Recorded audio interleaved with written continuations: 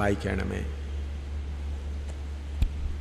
കെടുന്ന ബീജത്താലല്ല, കെടാത്തതിനാൽ.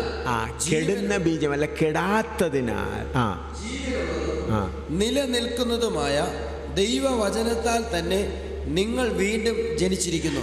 നമ്മളെ വീണ്ടും ജനനത്തിലേക്ക് കൊണ്ടുവന്നിരിക്കുന്നതായ വചനമാകുന്ന വിത്ത് കെടുന്ന ബീജമല്ല, കെടാത്തതും എന്നേക്കും നിലനിൽക്കുമാകുന്ന വചനമാകുന്ന വിത്താണ്.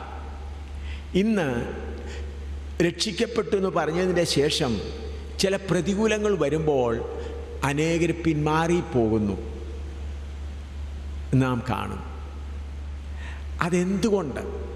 ഇവിടെ എഴുതിയിരിക്കുന്നു കെടുന്ന ബീജമല്ല, കെടാത്തതും എന്നേക്കും നിലനിൽക്കുന്നതുമായ. എന്തുകൊണ്ടാണ് അവർ പിന്മാറിപ്പോകുന്നതെന്ന് പറഞ്ഞാൽ, അവരിലൊരു ദൈവം സൗഖ്യമാക്കുവാൻ കഴിവുള്ളവൻ, ദൈവം ദയയുള്ളവൻ എന്ന് വിശ്വസിച്ച് അവരുടെ കഷ്ടങ്ങളെ ഓർത്ത് അവർ കരഞ്ഞു. അപ്പോൾ കർത്താവിൻ്റെ ദാസന്മാർ ചിന്തിച്ചു, ഇവൻ പാപത്തെക്കുറിച്ച് കരയുകയാണ്.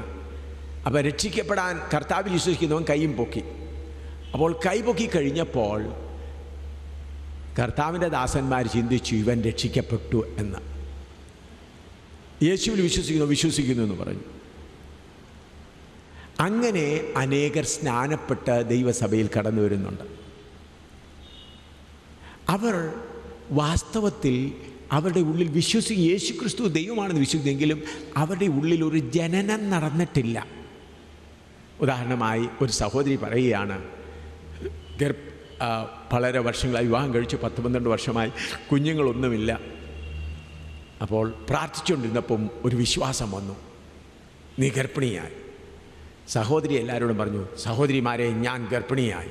എല്ലാവരും ചേർന്ന് കൈയടിച്ചു സ്തോത്രം ചെയ്തു, പാർട്ടിയൊക്കെ നടത്തി. 3 മാസം കഴിഞ്ഞപ്പോഴും മറ്റുള്ളവരെ നോക്കുക, വ്യത്യാസമൊന്നും കാണുന്നില്ല. ഉടനെ ആ സഹോദരി, ഞാൻ വിശ്വസിക്കുന്നു ഞാൻ ഗർഭിണിയായി തന്നെ. എല്ലാവരും സന്തോഷം. ശരി.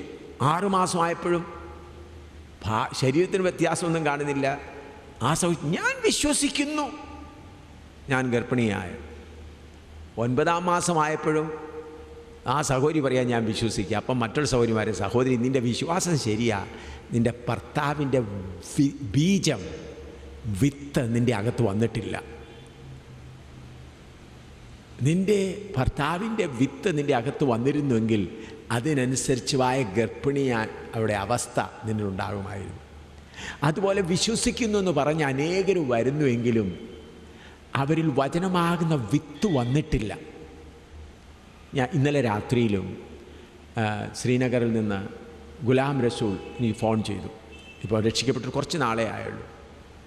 ഗുലാം റസൂൽ മുസ്ലിങ്ങളുടെ അവിടെ വിശ്വാസികളൊന്നുമില്ല, രഹസ്യമായിട്ടാണ് ഞങ്ങളുടെ ആരാധന നടത്തുന്നത്. പുള്ളിക്കാരനും ഭാര്യയും കൂടി ഇരുന്ന് പ്രാർത്ഥിച്ചുകൊണ്ടിരിക്കും. ഭാര്യയും അവർ രണ്ടുപേരും ഒന്നിച്ച് സ്നാനപ്പെടുത്തുവാൻ കർത്താവിന് കൃപ നൽകി.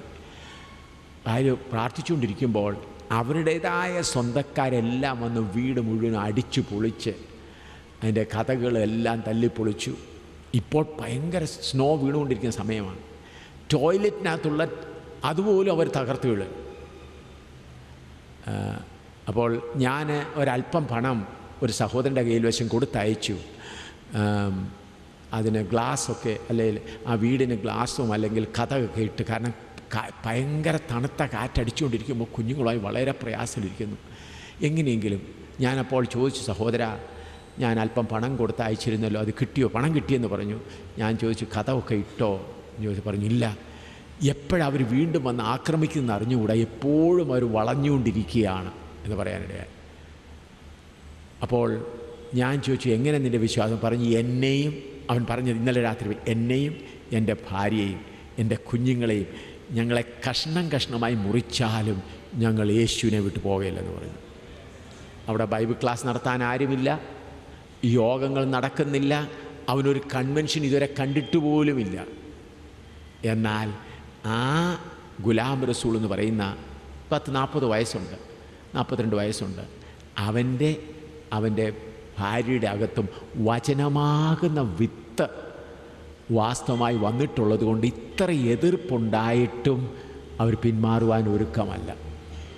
ഒരു ബൈബിൾ ക്ലാസ്സും ഇതുപോലെ യോഗങ്ങളോ ഒന്നുമില്ല. ഞാൻ ഉറുദു ബൈബിൾ കൊടുത്തിട്ട് കുറച്ച് വായിക്കാൻ തുടങ്ങിയിട്ടുണ്ട്. അതുകൂടാതെ ഞാനിവിടേക്ക് വരുന്നതിനൊരു 3 ആഴ്ചയ്ക്ക് മുൻപ് മുഹമ്മദ് അയൂബ് ഖാൻ, എൻ്റെ പേര് മുഹമ്മദ് അയൂബ് ഖാൻ എന്നാണ്, സഹോദരൻ രക്ഷിക്കപ്പെട്ടു, സ്നാനപ്പെട്ടു, ആത്മനിർവ്വം പ്രാപിച്ചു. ഞാനിവിടെ വരുന്നതിനൊരു 3 ആഴ്ചയ്ക്ക് മുൻപ് ഞാൻ ചോദിച്ചു, അയൂബ് ഖാൻ ഇപ്പോഴെങ്ങനെയുണ്ട്? നല്ല പഠിപ്പുള്ളവനും നല്ല ജോലി ചെയ്യുന്നവനുമായിരുന്നു. പഠിപ്പുള്ളവനാണ്, ഗ്രാജുവേറ്റാണ്. എന്നാൽ ക്രിസ്ത്യാനിയായെന്ന് പറഞ്ഞുകൊണ്ട് അവനെ ജോലിയിൽ നിന്ന് പിരിച്ചു വിട്ടു. അവനിപ്പോൾ ശ്രീനഗറിൽ തലയിൽ ചുമട് ചുമ്മിക്കൊണ്ട് കൂലി വേല ചെയ്തുകൊണ്ട് നിൽക്കുകയാണ്. രക്ഷിക്കപ്പെട്ട് എത്ര ദിവസമായി? 3 ആഴ്ച, 3-3.5 ആഴ്ചയായിട്ടുള്ളൂ. മുഹമ്മദ് അയൂബ് ഖാൻ, അവന് 30 വയസ്സോളമുണ്ട്. അവൻ്റെ ഭാര്യ ഇതുവരെ രക്ഷിക്കപ്പെട്ടിട്ടില്ല, 2-3 കുഞ്ഞുങ്ങളുമുണ്ട്. ഞാൻ പറഞ്ഞത്, ഇവിടെ ഫത്തേഗഡിൽ യോഗം നടക്കുമ്പോഴാണ് അവൻ സ്നാനപ്പെടുവാനിടയായത്, ആ പ്രിയ സഹോദരൻ. ഞങ്ങൾ ഇങ്ങോട്ട് വരുന്നതിന് ഞങ്ങൾ വരുന്നതിൻ്റെ തലയാഴ്ചത്തെ യാത്രയ്ക്ക് തലയാഴ്ചത്തെ സംഭവമാണ്.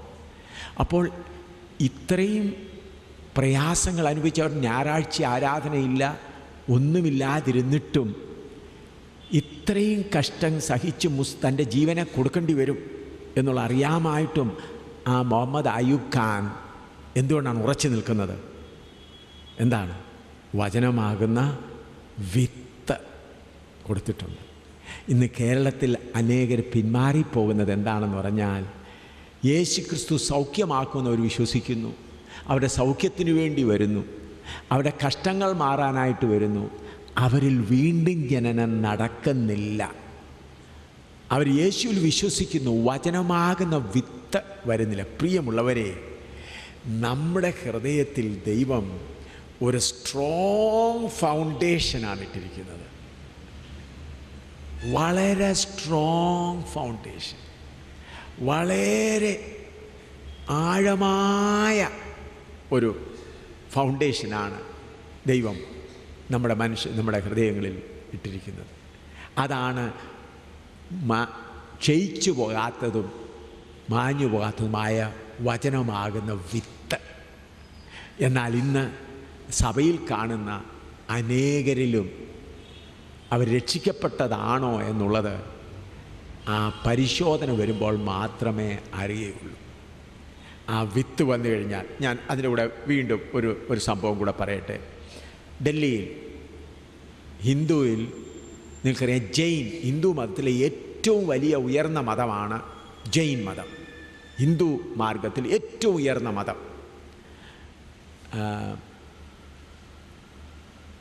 ആ മതത്തിൽ നിന്ന് ഡിഫൻസ് ഡിപ്പാർട്ട്മെൻറ്റിൽ ഒരു ഓഫീസറായിട്ട് ജോലി ചെയ്യുന്ന ഒരു സഹോദരൻ, ആ സഹോദരിയുടെ പേര് പൂനം ജെയിൻ. ആ സഹോദരി ഡിഫൻസിൽ ഓഫീസറാണ്. തൻ്റെ ഭർത്താവ് തൻ്റെ പകുതി പോലും ശമ്പളമില്ലാത്ത ഒരാളാണ്, വലിയ പണക്കാരാണ്. നമ്മുടെ ഒരു സഹോദരി അവരുടെ വീട്ടിൽ പാത്രം കഴുകാനായിട്ട് പോകുമായിരുന്നു, പാത്രം കഴുകാനും വീട്ടൊക്കെ തുടച്ചു വരാനും. ആ സഹോദരിയുടെ സാക്ഷ്യം കേട്ടിട്ടാണ് ഈ ഓഫീസറായ സഹോദരി രക്ഷിക്കപ്പെട്ടത്.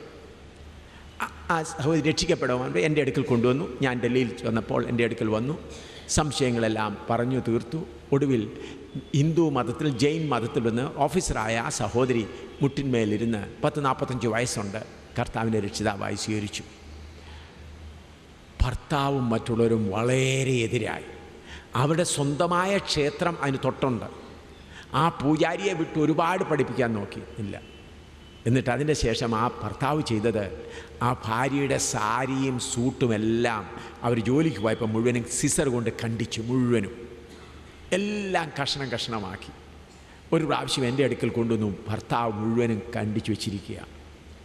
പിന്നെ പല പ്രാവശ്യം അവർ പറയുന്നു, യേശുവിനെ തള്ളി പറയുക. അറിഞ്ഞു അത് ആ കാര്യം ഒക്കുകയില്ല. പല പ്രാവശ്യം പുള്ളിക്കാരൻ ആഹാരം കഴിച്ചുകൊണ്ട്, ഭാര്യയും അവർക്ക് 2 മക്കളുണ്ട്. ഭർത്താവ് ആഹാരം കഴിച്ചു, മക്കളും ആഹാരം കഴിച്ചു. അവരാഹാരം കഴിച്ചുകൊണ്ടിരിക്കുമ്പോൾ അവരുടെ ആഹാരം എല്ലാം എടുത്ത് ഡസ്റ്റ്ബിനിൽ ഇട്ടിട്ടുണ്ട്. അതുകൂടാതെ തനിക്ക് കൂടുതൽ ശമ്പളമുള്ളത്, അപ്പോൾ തുണി കഴുകുന്നതിന് വേണ്ടി ഒരു വാഷിംഗ് മെഷീൻ കൊണ്ടുവന്നു. പുള്ളിക്കാരൻ പറഞ്ഞു, ആ വേലക്കാരിയെ നിർത്തി, നമ്മുടെ സഹോദരിയായ വേലക്കാരി അവരുടെ വീട്ടിൽ വന്ന് ജോലി ചെയ്യുന്നത് നിർത്തി. അപ്പോൾ തുണി കഴുകാനായിട്ട് വാഷിംഗ് മെഷീൻ കൊണ്ടുവന്നപ്പോൾ ആ സഹോദരി പറഞ്ഞു, ഭർത്താവ് പറഞ്ഞു, വാഷിംഗ് മെഷീൻ പാടില്ല, തുണി കൈകൊണ്ട് കഴുകിക്കണം. എല്ലാ വിധത്തിലും അവരെ ദണ്ഡിപ്പിക്കാൻ തുടങ്ങി. ദീപാവലി വന്നപ്പോൾ അവർക്കൊരു മകളും മകനുമുണ്ട്. അവർ ഒരാൾ 12ാം ക്ലാസ്സിൽ പഠിക്കുന്നു, ഒരാൾ കോളേജിൽ 2ാം ഇതിലോ പഠിക്കുന്നു. പൂജാ ദിവസം അമ്മയെ ആ മക്കൾ രണ്ടുപേരും വളരെ സ്നേഹിക്കുന്നവരാണ്. അവർ പൂജ ചെയ്തില്ല, ഈ ദീപാവലി സമയത്ത്. ഉടനെ മകളോട് പറഞ്ഞു, അമ്മയെ അടിക്കാൻ പറഞ്ഞു. അടിച്ചു. മകനും അടിക്കാൻ പറഞ്ഞു. അങ്ങനെ സ്വന്തം മകളുടെയും സ്വന്തം മകൻ്റെയും അടികൊണ്ടു. എന്നിട്ട് അവരുണ്ടിരുന്നു. ഒരു പ്രാവശ്യം യോഗം കഴിഞ്ഞ്, സാധാരണ എല്ലാ യോഗത്തിനും വരാൻ ഒക്കില്ല, പെട്ടെന്ന് വന്നു. തിരിച്ചു ചെല്ലുമ്പോൾ നല്ല തണുപ്പ സമയമാണ്, ഡിസംബർ മാസം. പുള്ളിക്കാരൻ വീട്ടിൽ നിന്ന് അകത്ത് കുറ്റിയിട്ടു. വലിയ ബംഗ്ലാവ്, വലിയ വീടാണ്, നല്ല പണക്കാരാണ്. ആ പുള്ളിക്കാരുടെ ശമ്പളത്തിൽ കൂടുതലുകൊണ്ടാണ് ആ വലിയ വീട് തന്നെ പണിതത്. അപ്പോൾ എനിക്ക് ഫോൺ ചെയ്തു, ഞാൻ എന്ത് ചെയ്യണം? അപ്പോൾ അവളുടെ പുള്ളിക്കാരുടെ സഹോദരിമാർ കുറച്ച് ദൂരെ താമസിക്കുന്നുണ്ട്, ഞാൻ അവിടെ പോകട്ടെ. ഞാൻ പറഞ്ഞു, ആ വീടിൻ്റെ വരാന്തയിൽ തന്നെ കിടന്നു. അപ്പോൾ ഭയങ്കര തണുപ്പാണ്. ആ തണുപ്പ് എങ്ങനെ കിടക്കും? ഞാൻ പറഞ്ഞു, പശുത്താത്മാവാകുന്ന കമ്പിളി വസ്ത്രം പുതച്ചോളാൻ പറഞ്ഞു. ആത്മാവിൽ ആരാധിച്ചുകൊണ്ട് കിടന്നാൽ മതി, നിന്നെ തണുപ്പ് ബാധിക്കുകയില്ലെന്ന് പറഞ്ഞു. അപ്പോൾ ഒരു ഓഫീസറായിരുന്ന ആ പ്രിയ സഹോദരി അവിടെ ആ പോർട്ടിക്കോയിൽ അവരുടെ വരാന്തയിൽ കിടന്നു.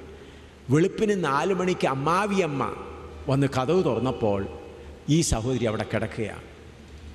നിങ്ങൾക്കറിയാമോ, ആ അമ്മാവിയമ്മ സഹോദരി അന്ന് രക്ഷിക്കപ്പെട്ടു. അത് കഴിഞ്ഞ് 2 ആഴ്ച കഴിഞ്ഞ് അമ്മാവിയമ്മ എൻ്റെ അടുക്കൽ കൊണ്ടുവന്നു. ഞാൻ തന്നെ അമ്മാവിയമ്മയെയും സ്നാനപ്പെടുത്തുവാനിടയായി. ഇന്നും ഭർത്താവ് വിശ്വാസത്തിൽ വന്നിട്ടില്ല.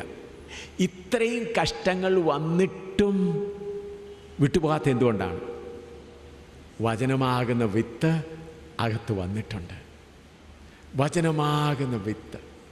ഇന്ന് വചനമാകുന്ന വിത്ത് വരാത്ത അനേകരുണ്ട്. ഇതിൻ്റെ കൂടെ ഒരു സംഭവം കൂടെ പറയട്ടെ. ഞാൻ ആന്ധ്രായിൽ യോഗം നടത്തി മടങ്ങിപ്പോകുമ്പോൾ 10-12 വർഷങ്ങൾക്ക് മുൻപ് ട്രെയിനിൽ വെച്ച് ഇന്ത്യ ടുഡേ എന്നുള്ള മാഗസീൻ വായിക്കാനിടയായി. അതിനകത്ത് 6-7 പേജിനകത്ത് എഴുതിയിരിക്കുകയായിരുന്നു, 82,000 ക്രിസ്ത്യാനികളെ 1 മാസം കൊണ്ട് മധ്യപ്രദേശിൽ ഹിന്ദുക്കളാക്കി. 82,000 ക്രിസ്ത്യാനികളെ 1 മാസം കൊണ്ട് ഹിന്ദുക്കളാക്കി. അതിൻ്റെ ഫോട്ടോ എല്ലാം കൊടുത്തിട്ടുണ്ട്. അപ്പോൾ ഞാനത് വായിച്ച്, എൻ്റെ ദൈവമേ, 82,000 അതിനകത്ത് എഴുതിയിരിക്കുന്ന 1 മാസത്തിനകം ഞങ്ങൾ ഇന്ത്യയിലുള്ള ഹിന്ദുക്കളെ എല്ലാം, ക്രിസ്ത്യാനികളായവരെ എല്ലാ ഹിന്ദുക്കളും ക്രിസ്ത്യാനികളെ തിരിച്ചു കൊണ്ടുവരും എന്ന് പറഞ്ഞാണ്. MP-മാരുടെ എല്ലാം ഫോട്ടോയുണ്ട്. ഞാനത് വെച്ച് വളരെ പ്രാർത്ഥിച്ചു, കർത്താവേ, ഇത്രയും 82,000 പേര് വീണ്ടും ഹിന്ദുക്കളായതിൽ ഒരുത്തരും രക്തസാക്ഷിയാകുകയോ കഷ്ടപ്പെടുകയോ ചെയ്തില്ലല്ലോ. അപ്പോൾ ദൈവത്തിൻ്റെ ആത്മാവിനോട് പറഞ്ഞു, ഇവർക്ക് ശരിയായ വചനം കൊടുത്തിട്ടില്ല. ഇവർക്ക് വസ്ത്രവും രോഗസൗഖ്യവും കൊടുത്തേ ഉള്ളൂ. ഇവരിൽ വീണ്ടും ജനനം നടന്നിട്ടില്ല. അപ്പോൾ ഞാൻ, കർത്താവെ, എന്തു ചെയ്യണം? അപ്പോൾ എൻ്റെ മകനും ഭാര്യയും എൻ്റെ